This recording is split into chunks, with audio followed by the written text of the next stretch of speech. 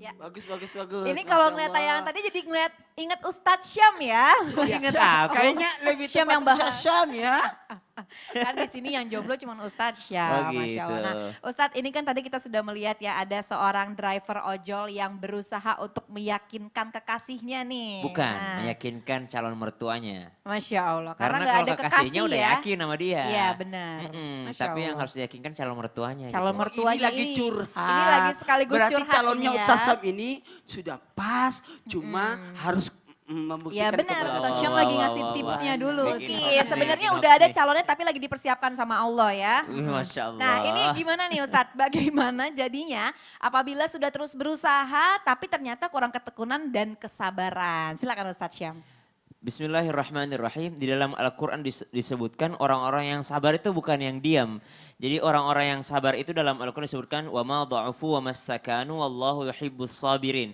Mereka yang menang peperangan bersama dengan Rasulullah Sallallahu Alaihi Wasallam sampai Rasulullah SAW mengangkat tangannya pada perang Badar itu sampai kelihatan ketiak, beliau tidak pernah Rasulullah mengangkat tangan setinggi itu memohon kepada Allah, tapi mereka tetap melawan walaupun dalam keadaan peperangan di mana musuhnya ini sudah jelas-jelas kekuatannya lebih besar pada dia. Ada orang-orang mungkin yang menghadapi rintangan hidup yang merasa mustahil aku bisa melewatinya, mustahil aku bisa melewatinya. Dia mengatakan dalam dirinya mustahil aku melewatinya. Rasulullah SAW pernah pesimis, tapi Rasulullah mengandalkan kekuatan Tuhan sehingga mengangkat tangan memohon kepada Allah. Sehingga Allah katakan dalam Al-Quran, وَمَا ضَعُفُوا وَمَا اسْتَكَانُوا. Yang pertama orang sabar itu tidak lemah fisik, yang kedua tidak lemah mental, yang ketiga dia harus tidak lemah gagasannya. Jadi harus punya ide kreatif. Ide kreatif yang disebutkan seperti tadi. Mungkin nggak dianggap pekerjaannya, tapi Iya, dia benar. bisa jadi videonya viral loh. Ya, Masya Videonya Allah ya. viral dilihat sama calon mertuanya, oh kreatif juga nih. Aduh, Masya Allah. tabarakallah. Jadi Ya. sabar itu bukan diam, itu aja intinya. Sabar Ya. bukan diam. Jadi balik lagi ya, jangan sampai salah paham juga nih ya Ustadz ya. Sabar tuh tetap ada rasa usaha, cuman bersabar mengharapnya ke Allah. Jangan sampai kita mengharapnya ke manusia. Bedakan sabar dengan menyerah gitu. Ya benar. Ya. Ya sekali lagi jamaah bedakan sabar dan menyerah. Jadi sabar jangan diam ya, tapi tetap berusaha dan mengharap ridhonya Allah juga. Amin amin ya rabbal alamin. Nah ini Ustadz Maulana, usaha Ya. ini kan belum lengkap ya kalau tanpa adanya doa nih. Nah ini apakah peran doa dalam usaha mencapai hasil yang diinginkan nih? Silakan Ustadz Maulana. Bismillahirrahmanirrahim. Kalau berbicara tentang doa, doa itu permohonan dari bawah ke atas atau permohonan dari hamba ke Allah, ke Tuhan. Jadi kalau berbicara tentang peranan doa dalam usaha, ingat, usaha tanpa doa tidak berkah. Doa tanpa usaha sia-sia. Jadi betul-betul ini harus berperan. Sehingga ketika kita berdoa sebenarnya mengikut sertakan Allah dalam kegiatan kita. Makanya ada doa sebelum dan ada doa sesudah.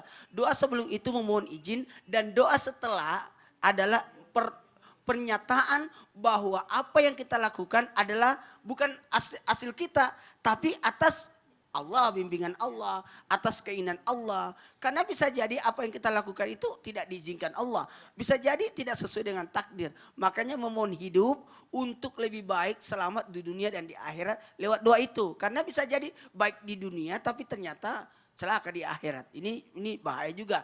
Dan untuk mengungkapkan rasa syukur, inilah doa. Jadi kata-kata doa ini sebenarnya ada dua bentuk ucapan, ada dua bentuk perbuatan, ada dua bentuk isyarat. Jadi ada dua bentuk isyarat. Makanya posisi doa itu juga dilihat dari waktunya, tempatnya, keadaannya. Makanya mohon izin tanpa menggurui, hanya sekedar mengingatkan bahwa sebenarnya bisa jadi doa itu adalah permohonan untuk perlindungan. Gini. Ketika kita berdoa, sebenarnya Allah membimbing kita. Ketika kita berdoa, ayo kita berdoa dulu sebelum syuting supaya ini dibimbing, diarahkan, dan ada orang sosok dokter berdoa dulu baru ngoperasi supaya apa? Untuk menjalankan tugasnya itu tidak keluar. Jadi contoh gini, ingat Allah ya. Jadi kadang-kala kita mau bawa mobil, ingat Allah supaya pada saat kita bawa mobil itu senantiasa fokus pada kegiatan itu. Luar biasa ya Ustadz ya. Ya, doa Ini itu pembelajaran juga sih bagi kita ya. Kadang-kadang Ya. kita terlalu fokus sama yang apa yang kita Langsung kerjakan kerja aja gitu. ya. Mau berangkat duduk dulu berdoa supaya apa?